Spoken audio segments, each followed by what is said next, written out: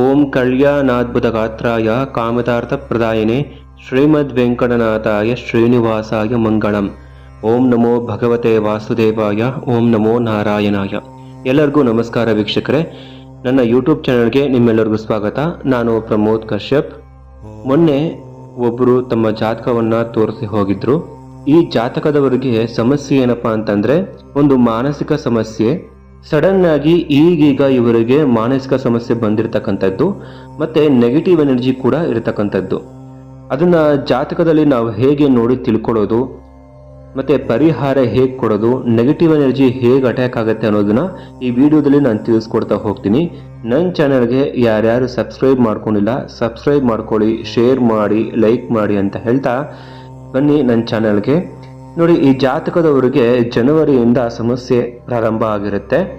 ಅದಕ್ಕೂ ಮುಂಚೆ ಈ ಹುಡುಗಿಗೆ ಯಾವುದೇ ತೊಂದರೆ ಇರಲಿಲ್ಲ, ತುಂಬ ಚೆನ್ನಾಗಿ ಎಲ್ಲರಂತೆ ಓದ್ಕೊಂಡಿದ್ರು. ಸೆಕೆಂಡ್ PUC ಓದ್ತಾ ಇದ್ರೆ ಈ ಹುಡುಗಿ.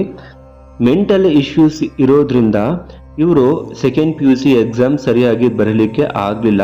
ಇದಕ್ಕೂ ಮುಂಚೆ ಒಳ್ಳೆ ರ್ಯಾಂಕಿಂಗ್ ಸ್ಟೂಡೆಂಟ್ ಅಂತಲೇ ಹೇಳ್ಬೋದು. ಈ ಹುಡುಗಿನ ಇವಳ ತಾಯಿ ಕರ್ಕೊಂಡ್ಬಂದಿದ್ರು.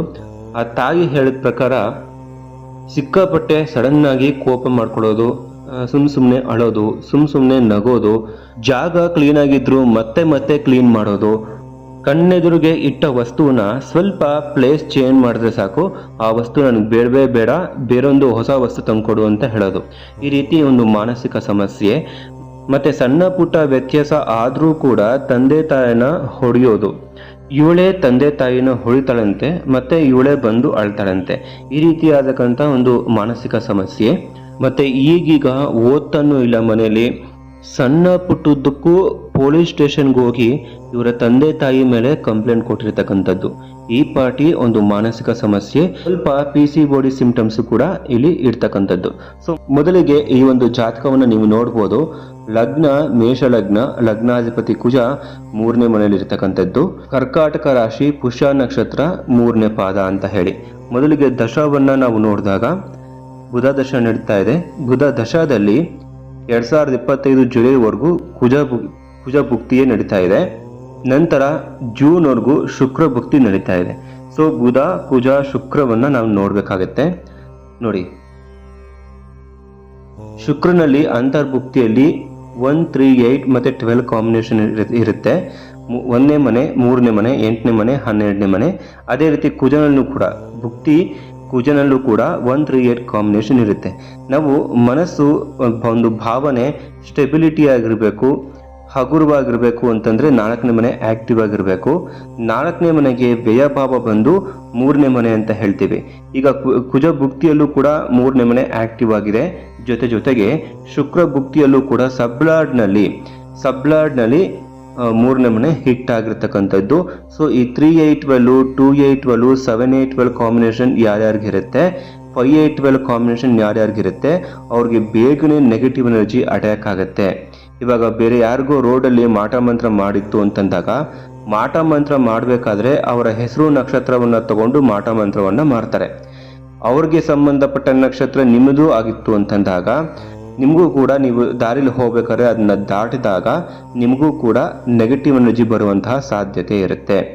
ಹಲವಾರು ಜನ ಸ್ವಾಮಿಗಳ ಹತ್ರ ಕರ್ಕೊಂಡು ಹೋದಾಗ ಅವರು ಕೂಡ ಇದನ್ನೇ ಹೇಳಿರ್ತಾರೆ, ಎಲ್ಲ ಈ ಹುಡುಗಿ ದಾಟಿರ್ತಾಳೆ ಅಂತ ಹೇಳಿ. ಸೊ ಆವಾಗ ನೆಗೆಟಿವ್ ಎನರ್ಜಿ ಈ ಹುಡುಗಿಗೆ ಅಟ್ಯಾಕ್ ಆಗಿರುತ್ತೆ. ಯಾಕಂದ್ರೆ ಇಲ್ಲಿ 3, 8, 12 ಕಾಂಬಿನೇಷನ್ ಇರುತ್ತೆ. 3, 8, 12 ಕಾಂಬಿನೇಷನ್ ಬಂದು ಮಾಟ ಮಂತ್ರ ಅಂತಾನು ಕೂಡ ಹೇಳ್ತೀವಿ, ನೆಗೆಟಿವ್ ಎನರ್ಜಿ ಅಂತ ಕೂಡ ಹೇಳ್ತೀವಿ. ಈ 3, 8, 12, 5, 8, 12, 7, 8, 12 ಮತ್ತೆ 6, 8, 12 ಕಾಂಬಿನೇಷನ್ ಈ ಮನೆಗಳು ಬಂತು ಅಂತಂದಾಗ ಮಾಟ ಮಂತ್ರ ನಿಮ್ಗೆ ಮಾಡದೇ ಇದ್ರೂ ಕೂಡ ನೀವು ಕೆಲವೊಂದು ಸೂಕ್ಷ್ಮ ಜಾಗಗಳಲ್ಲಿ ಹೋಗ್ಬೇಕಾದ್ರೆ ತುಂಬಾ ಹುಷಾರಾಗಿರ್ಬೇಕು. ಹಾಸ್ಪಿಟಲು ಅಥವಾ ಯಾರ್ದಾದ್ರೂ ಸಾವಾದಾಗ ಅವ್ರನ್ನ ನೋಡಕ್ಕೆ ಅಂತ ನೀವು ಹೋದಾಗ, ಸ್ಮಶಾನ ಹತ್ರ ಹೋಗ್ಬೇಕಾದ್ರೆ, ಮತ್ತು ಈ ರೀತಿ ರೋಡಲ್ಲಿ ಮಾಟ ಮಂತ್ರ ಮಾಡಿರ್ಬೇಕಾದ್ರೆ ನೀವು ಹೋಗ್ಬೇಕಾದ್ರೆ ತುಂಬಾ ಹುಷಾರಾಗಿರ್ಬೇಕು ನೀವು. ಯಾಕಂದ್ರೆ ಈ ಒಂದು 7, 8, 12, 6, 8, 12, 5, 8, 12, 3, 8, 12 ಮನೆಗಳು ಆಕ್ಟಿವ್ ಆಗಿತ್ತು ಅಂತಂದಾಗ ನಿಮ್ಮ ಮನಸ್ಸು ದೇಹ ತುಂಬಾ ಸೂಕ್ಷ್ಮವಾಗಿರುತ್ತೆ. ಆ ಒಂದು ನೆಗೆಟಿವ್ ಎನರ್ಜಿ ಅಟ್ಯಾಕ್ ಆಗುವಂತಹ ಸಾಧ್ಯತೆ ಇರುತ್ತೆ. ಇವರ ತಾಯಿಗೆ ಇವಾಗೂ ಸ್ವಲ್ಪ ಭಯ ಇದೆ. ಹತ್ತಿದ್ರು ನಮ್ಮ ಹತ್ರ ಬಂದು. ಯಾಕಂತಂದ್ರೆ 4ನೇ ಮನೆ ಅಂತಂದಾಗ ನಾವು ತಾಯಿ ಸ್ಥಾನ ಅಂತಾನು ಕೂಡ ಹೇಳ್ತೀವಿ. ಅದಕ್ಕೆ ವ್ಯಯಭಾವ ಅಂತಂದಾಗ 3ನೇ ಮನೆ. ಸೊ ತಾಯಿಯ ಒಂದು ಮಾನಸಿಕ ಮತ್ತು ದೈಹಿಕ ಆರೋಗ್ಯಕ್ಕೂ ಕೂಡ ಇದು ಸ್ವಲ್ಪ ಎಫೆಕ್ಟ್ ಆಗುತ್ತೆ. ನನ್ನ ಮಗಳು ಈ ರೀತಿ ಆಗ್ಬಿಟ್ಲಲ್ಲ, ಮೊದಲು ತುಂಬ ಚೆನ್ನಾಗಿದ್ದು ಈಗೀಗ ಜನವರಿಯಿಂದ ಸಿಕ್ಕಾಪಟ್ಟೆ ವಿಚಿತ್ರವಾಗಿ ಆಡೋದು, ಸುಮ್ಮನೆ ಅಳೋದು, ನಗೋದು, ಮತ್ತು ಕ್ಲೀನ್ ಆಗಿರೋ ಜಾಗನ ಮತ್ತೆ ಮತ್ತೆ ಕ್ಲೀನ್ ಮಾಡೋದು, ಈ ರೀತಿ ಎಲ್ಲ ಮಾಡ್ತಿರ್ತಾಳೆ. ನಮಗೆ ಒಂದು ರೀತಿ ಭಯ ಆಗ್ತಿದೆ ಅಂತೇಳಿ ತಾಯಿಯು ಕೂಡ ಒಂದು ಭಯದ ಸ್ಥಿತಿ ಆಗಿರ್ತಕ್ಕಂಥದ್ದು. ಸೊ ಮಕ್ಕಳ ಜಾತಕದಲ್ಲಿ ಈ ರೀತಿ 3, 8, 12 ಆಕ್ಟಿವ್ ಆದಾಗ ಅದು ಆಟೋಮೆಟಿಕ್ ಆಗಿ ಮನೆಯಲ್ಲಿರೋರಿಗೆಲ್ಲ ಇದು ಎಫೆಕ್ಟ್ ಆಗ್ತಾ ಹೋಗುತ್ತೆ. ಹಾಗಿದ್ದಾಗ ಈ ಒಂದು ಮಾನಸಿಕ ಸಮಸ್ಯೆ ಮತ್ತು ನೆಗೆಟಿವ್ ಎನರ್ಜಿ ಹೋಗೋದಿಲ್ವಾ?